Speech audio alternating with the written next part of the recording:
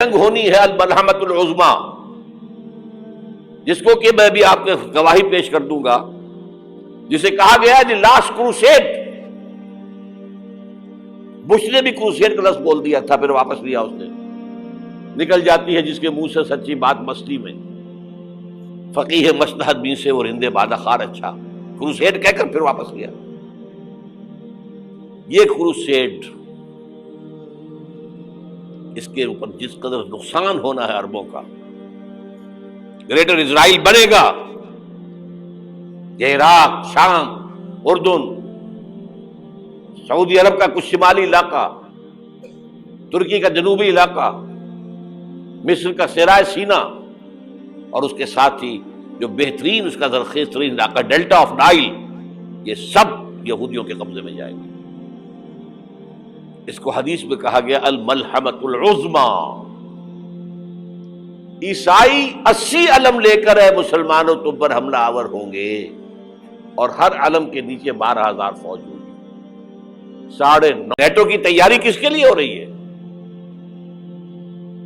جب USSR کا خاتمہ ہوا تو پوچھا گیا تھا نیٹو چیف سے، اب کس لیے؟ تمہارا وہ دشمن تو ختم ہو گیا، اب ہمیں اسلامک فنڈامنٹلزم سے نمٹنا ہے۔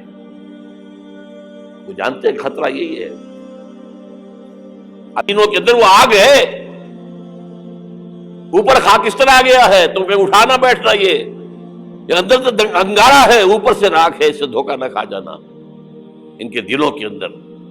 اور بش نے کہا تھا مسلمان چاہتے ہیں کہ ہسپانیہ سے لے کر انڈونیشیا تک نظام خلافت قائم کریں، اور میں حیران ہوا تھا کہ اس کمبخت کو ہسپانیہ کا خیال کیسے آ گیا؟ ہمیں تو کبھی آتا ہی نہیں، اب ہم تو بھول گئے، وہ تو 500 برس پرانی بات ہے جبکہ وہاں سے ہمیں نکال دیا گیا تھا۔ اگرچہ اقبال نے کہا تھا ہے ارض فلسطین پہ یہودی کا اگر حق، ہسپانیہ پر حق نہیں کیوں اہل عرب کا؟ ہسپانیہ میں تو 800 سال حکومت کی مسلمانوں نے، اور ابھی 500 برس ہی گزرے ہیں نا۔ یہودی تو ارض مقدس سے 2000 سال نکالے گئے، انہیں لا کے آباد کیا گیا، عربوں کے سینے میں خنجر بھونک دیا گیا۔ وہ چھوٹا سا ملک جو چاہتا کرتا، کوئی پوچھنے والا نہیں۔ امریکہ جیسے اپنے بیٹے کی حفاظت کرے ویسے کرتا ہے اس کی۔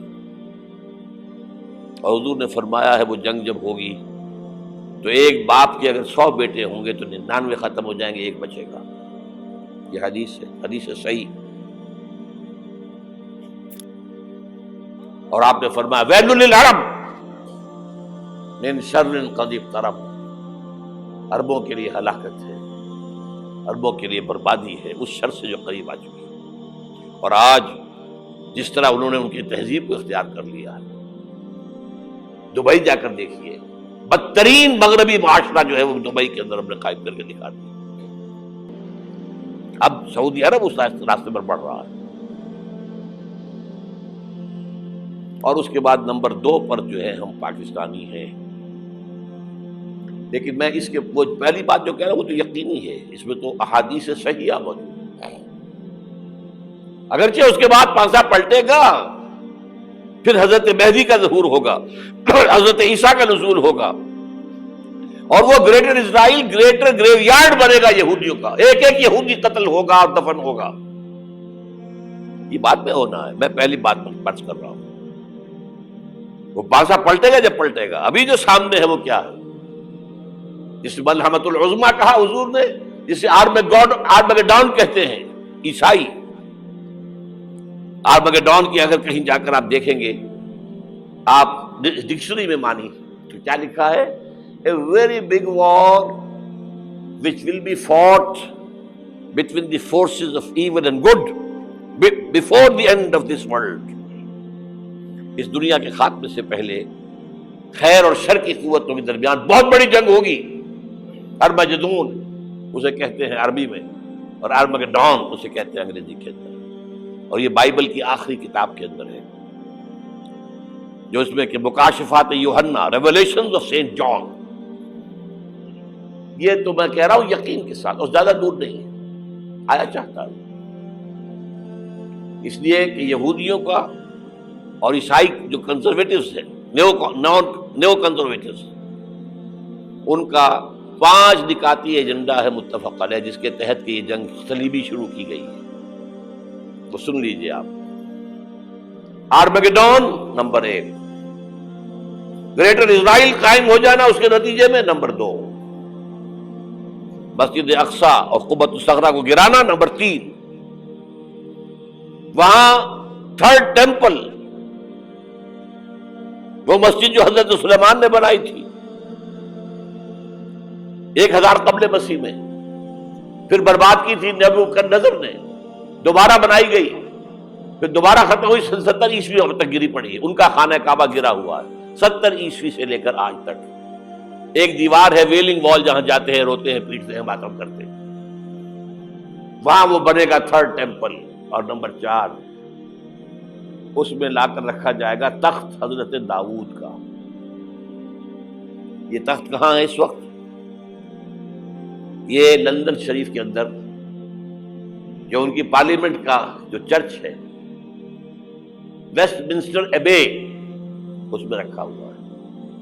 ایک پتھر تھا جس پر بٹھا کر حضرت داؤد کی تاج پوشی ہوئی، پھر حضرت سلیمان کی ہوئی، پھر وہ پتھر رکھ دیا گیا جب حضرت سلیمان نے بنایا ہیکل مسجد اقصی، وہاں رہا وہ. ہر بادشاہ جو تھا یہودی اسی کے اوپر بٹھا کر اس کی تاج پوشی ہوتی تھی.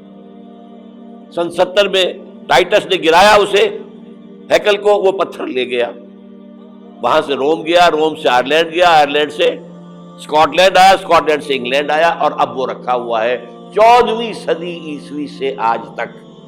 وہ ویسٹ منسٹر ایبے میں رکھا ہوا، ایک کرسی کی سیٹ میں اسے بنا دیا گیا ہے تخت کی شکل. اب انگریزوں میں کوئی ملکہ ہو، کوئی بادشاہ ہو جس کی بھی تاج پوشی ہونی اس میں ہو، یہ لا کر رکھا جائے گا تھرڈ ٹیمپل میں. اور اس پر یہودیوں کے خیال کے مطابق ان کا مسیحا آئے گا جو مسیح دجال ہوگا. عیسائیوں کے خیال کے مطابق حضرت عیسیٰ آئیں گے، وہ ہمارا بھی خیال ہے حضرت عیسیٰ آئیں گے علیہ السلام. بہرحال یہ تو بعد کی باتیں ہیں نا. اس وقت جو میں عرض کر رہا ہوں عربوں پر بہت بڑا عذاب، اور پاکستان کا معاملہ البتہ یہ ہے، میں یقین سے نہیں کہہ سکتا. ہینگنگ ان دی بیلنس، ہو سکتا ہے اللہ تعالی ہم پر رحم فرمائے، ہو سکتا ہے، اگرچہ اس کی کچھ شرائط ہوں گی.